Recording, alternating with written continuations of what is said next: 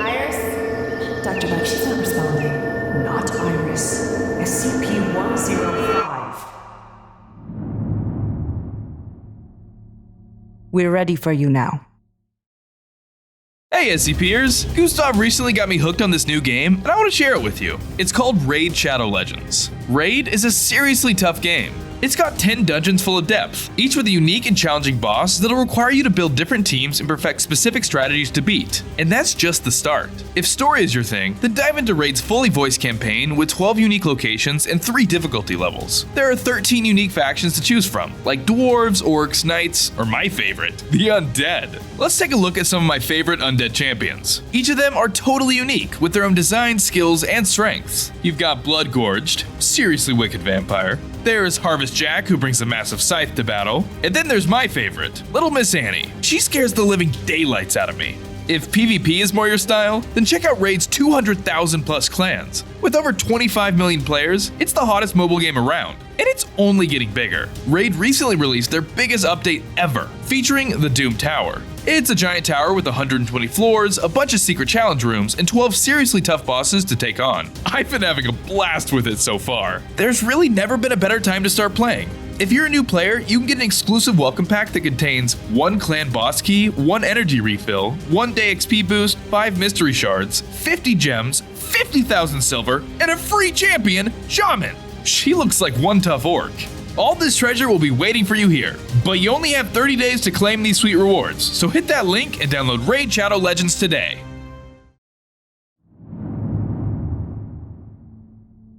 We're ready for you now. Just a moment.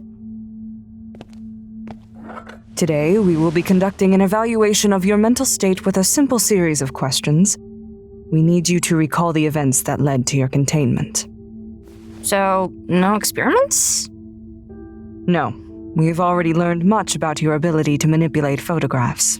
Can you summarize the extent of your powers and when you became aware of them, for the record? Sure. I think I was 10 or 11. I remember because I was looking at a picture of the ocean, and when I touched it, the waves started moving. And how did your parents respond when you told them? They said I had an overactive imagination.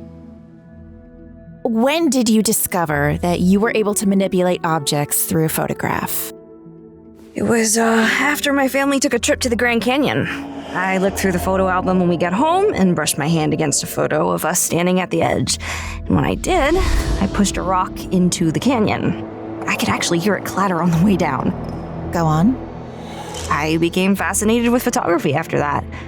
Most of the time it didn't work with the photographs I took, but my parents got me a Poloroid 1-step express camera. I'd been begging for them to get it since Christmas. After I got the camera, the photos were, easier to interact with. This is the camera we refer to as 105B, your personal camera. Yes, ma'am. How many photos can you focus on at one time? I've gotten up to 10 at once with my personal camera, but I'm sure I could do more eventually. Okay, I think that's a pretty good summary of your abilities. Now, could you tell us about the incident that occurred on October 6th, 2016? The one that caused us to contact you? Sure. Honestly, the day itself was kind of a blur. I remember the aftermath better. Everything was just so normal. I went to work. I got lunch at my favorite cafe. I don't remember what I ate, probably a panini or something. They made a really good tomato and mozzarella. I miss those. Less extraneous details, please. Right, sorry. Anyway, I went home. I'd been texting my boyfriend about what movie we were going to see on Friday, so maybe that's why I looked at a photograph of us. I picked it up, touched it. The image flickered, as I expected it to, but this time, what I saw, there was a man standing over him with a gun, threatening him. It felt like I was right there in the room, but I couldn't do anything because... You can only manipulate objects if they're within reach, right? Exactly, but he was so close, I could almost touch him. I watched him bleeding out on the floor a few feet in front of me. And all I could think was, why didn't I take the photo a little to the left? Why can't I stretch my arm just one more inch, huh? As though I'd be able to knock out the attacker or distract him or something. So, I snapped out of it, called the police. I drove to his place as quickly as I could, but by the time I got there, well, it's already gone. All I could think was, we're never going to see that movie. In fact, he'll never see another movie ever again. I've come to terms with the fact that I couldn't have done anything, but sometimes I still wonder. I need a moment. Dr. Collingwood, continue the questionnaire. Is she okay? Dr. Buck is resilient. Last thing she wants is anyone worrying about her. In any case, I'm sorry for your loss. No, I'm sorry. I know you mean well. It's just, that's what everyone said. Even the people who would later testify against me. Right, the trial. Could you tell me more about that? I was called as a witness in the murder trial. When the police came, they found me crouched next to him, so it was very obvious that I had been at the scene of the crime. I told them I was on the phone with David at the time of the murder, so I hurried to his side. But they caught you in the lie, right? Right. They checked the phone records, and suddenly I went from the grieving girlfriend to the prime suspect. Quickly running out of options, I did the only thing I could. I told my lawyer the truth. You mean about how you saw him through a photograph? The power of the camera? Everything? Yes. He didn't take me seriously, though, so I went over his head and told the court. That's when they said I was hysterical. They probed my psychiatric records, tore apart every relationship I had ever been in, looked for anything that could prove I was unstable enough to do something horrible. See, in the end, it was easier to believe that I had a psychotic break and killed my boyfriend than it was to believe I had a magic camera.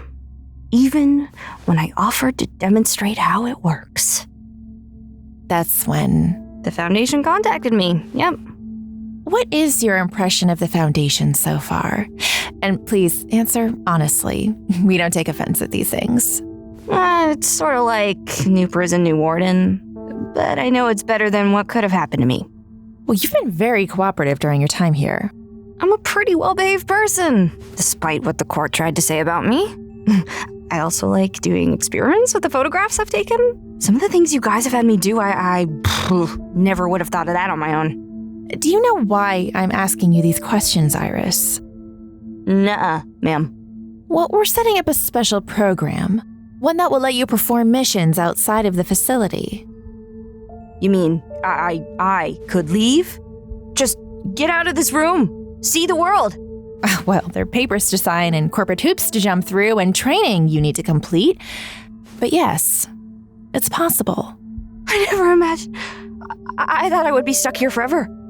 Can I take pictures again? Plenty, if everything goes according to plan. Well, that's the end of the pop quiz. Do you have any other questions for me?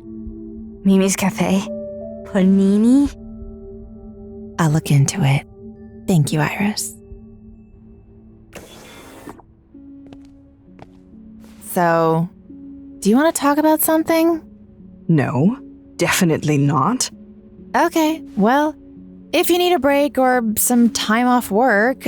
I need nothing of the sort. Don't patronize me. Okay, sorry. Just saying. After our last interview, it was super weird when you showed up the next day like nothing happened. How do you expect me to act? Was I supposed to be crying and shaking all day, unable to do my job? I'm not a child. Oh, Jesus, Buck. That's not what I'm saying at all. Look, I don't know what you're going through or why you had to run out of that room just now, but everyone has their demons. If you don't want to talk to me about them, that's fine. But you need to talk to someone. You would think that after years of dealing with all manner of world-ending anomalies, they wouldn't bother me anymore. They scare everyone, Buck, including me. I don't know if this means anything to you, but my opinion of you hasn't changed. Your flattery is unnecessary. Do keep such opinions to yourself. Do you want to get coffee sometime? Coffee. Yeah, coffee. You know, the brown caffeinated liquid that people drink in the morning. It's made from beans. Yes, I know what coffee is, Collingwood. Why do you want to get it? I just realized that I don't know anything about you. We never talk outside of work, and aren't personal relationships supposed to foster healthy working ones? Or something? I'll consider it. But only if it gets you to stop ranting about my inner demons during work hours. Deal. You know, I could just threaten to report that you ditched an interview if you don't go. But I won't, because I'm a good person. You're welcome. Shut it.